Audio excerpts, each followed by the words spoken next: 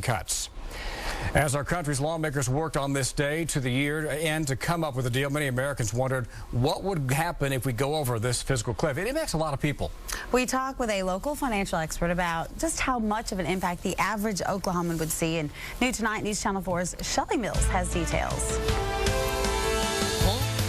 Local CPA say they've been warning their customers for weeks to be prepared if we do go over this fiscal cliff. They say it could mean less money in your pocket in 2013 and less of a refund when it comes to your 2012 returns. 88% of Americans would be hit with some kind of tax increase. That's the reality of the fiscal cliff. Local CPA Joshua Jensen says no deal means several things. If you have a job, meaning you get a wage, starting tomorrow, there'll be an additional 2% withheld from your paycheck for Social Security taxes. Beyond that, 2/3 of us would be hit by the alternative minimum tax, known as AMT. It's like Twilight Zone tax that no one ever seems to pay attention to.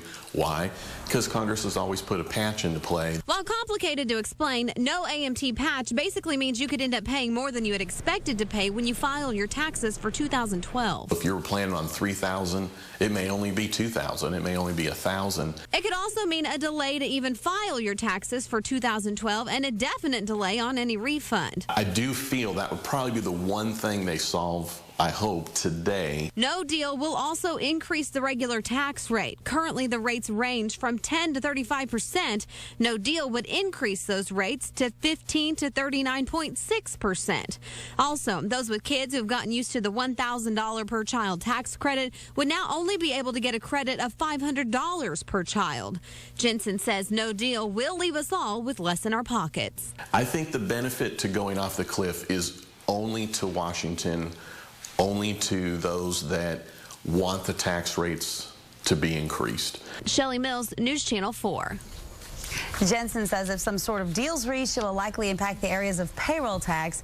That patch and any issue there could delay people from filing their 2012 taxes.